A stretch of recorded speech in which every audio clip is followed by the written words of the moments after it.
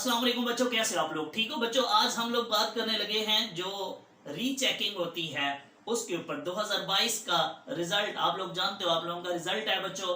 आप लोग अपना पेपर रीचेक करवाना चाहते हैं या इसी को बच्चों हम लोग रीकाउंटिंग भी कहते हैं, इसी को बच्चों हम लोग रीटोटलिंग भी कहते हैं। मींस अगर आप लोग अपने पेपर रीचेक करवाना चाहते हो तो बच्चों बोर्ड की वेबसाइट के ऊपर आप लोगों ने जहां अपना रिजल्ट देखा है बच्चों, वहीं पे जो है वो साथ में रीचेकिंग का भी ऑप्शन आ रहा होता है बच्चों। आप लोगों का जो रिजल्ट है उसके विद इन 20 डेज बच्चों आप लोग रीचेकिंग के लिए या रीकाउंटिंग के लिए आप अप्लाई कर सकते हो बच्चों। जिस सब्जेक्ट की आप लोगों को रिकाउंटिंग करवानी होती है उसको आपको फीस जो है वो बोर्ड को पे करनी होती है। बड़ा सिंपल सा वे होता है, आप लोगों ने बोर्ड की वेबसाइट के ऊपर जाके आप लोगों ने वहां क्लिक करना होता है। वो आपको एक फॉर्म दिखा देता है कि जी बताओ आप इनमें कौन से सब्जेक्ट अपने रीचेक करवाना चाहते हो। आप लोग वो सब्जेक्ट सिलेक्ट करते हो और उस सब्जेक्ट सिलेक्ट करने के बाद हर सब्जेक्ट की मुख्तलिफ वो फीस आपको बताएगा। आप लोगों ने बच्चों वो फीस बैंक में जमा करवा देनी होती है और आप लोगों का अप्लाई हो जाता है। वहां आप लोगों ने अपना नंबर लिखा होता है जिसके ऊपर आप लोगों को वो इन्फॉर्म करते हैं कि यार आ जाओ बोर्ड और अपने जो पेपर हैं वो रीचेक कर लो। आप लोग जो है वो बोर्ड चले जाते हो, आप किसी और बंदे को साथ नहीं लेके जा सकते, कोई टीचर या कोई पेरेंट्स या भाई। आप लोग बोर्ड तक उसको साथ लेके जा सकते हो लेकिन अंदर वहां आप लोगों के हवाले जो है वो पेपर किया जाता है। आप लोगों के पास किसी किस्म का कोई फोन वगैरह भी नहीं होना चाहिए बच्चों। सबसे पहले तो ये होता है कि आपको कहता है कि जी इसमें जरा देख अपने एमसीक्यूज, क्या वो हम लोगों ने सही काउंटिंग की है।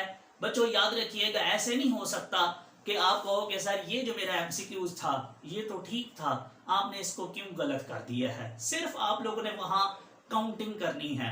और मैं आपको बताऊं कि काउंटिंग में मिस्टेक के यहाँ एमसीक्यूज में बहुत रेयर चांसेस होते हैं।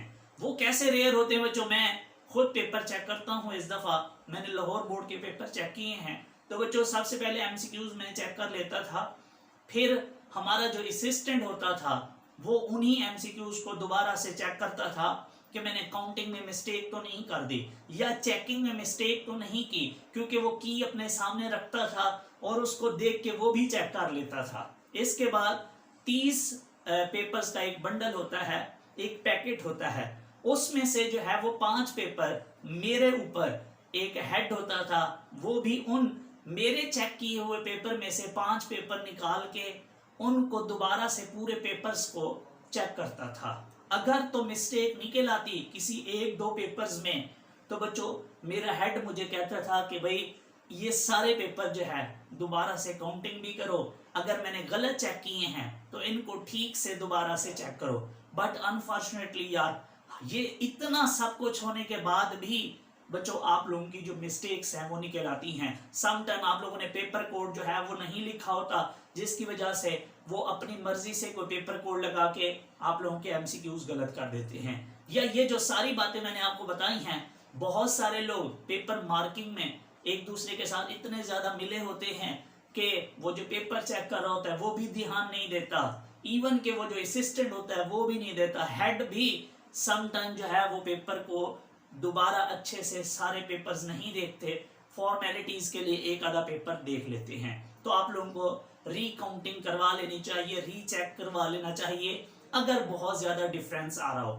दूसरे नंबर पे आपको कहा जाता है कि जी अब सब्जेक्टिव पेपर में देखो जो हम लोगों ने टोटल किया हुआ है उसमें कोई मिस्टेक तो नहीं है। मींस ऐसा तो नहीं है कि वहां पेपर में 60 मार्क्स बन रहे हैं और हम लोगों ने आपके 50 लगा दिए हैं, ऐसा तो नहीं है। आप ऐसे चेक करते हो, अगर बच्चों उसमें जो है आप लोगों के 10 नंबर कम लगे हों तो बच्चों वो बढ़ा के लगा देते हैं। अगर आप लोगों के मार्क्स कम हो जाए तो बच्चों वो कम कर देते हैं। और याद रखिएगा अगर आपके किसी सब्जेक्ट के मार्क्स बढ़ जाते हैं तो बच्चों उस सब्जेक्ट की आप लोगों को फीस भी रिटर्न हो जाती है। और साथ साथ बच्चों याद रखिएगा अगर कोई क्वेश्चन आप लोगों का अनचेक रह गया है तो आप वो भी वहां चेक करवा सकते हो और उसके मार्क्स भी ले सकते हो। या कोई क्वेश्चन ऐसा है जिसके उन्होंने चेक करके सही तो कर दिया है लेकिन मार्क्स नहीं लगाए, आप उसके भी मार्क्स लगवा सकते हो।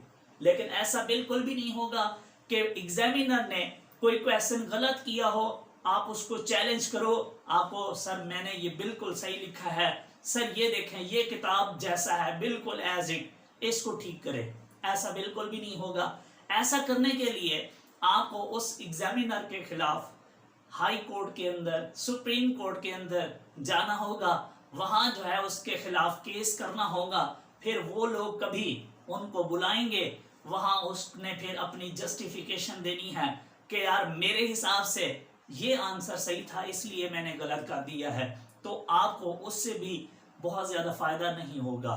तो मैं यही कहूंगा, अगर आप लोगों को लगता है कि कोई 5, 10, 15 नंबर का डिफरेंस आ रहा है, कि आप लोगों ने सोचा था कि यार 70 मार्क्स आएंगे मेरे इस दफा, लेकिन उसमें 50 नंबर आ गए हैं, तो आप लोगों को रीचेकिंग करवा लेनी चाहिए, रीकाउंटिंग करवा लेनी चाहिए, कोई इशू नहीं है।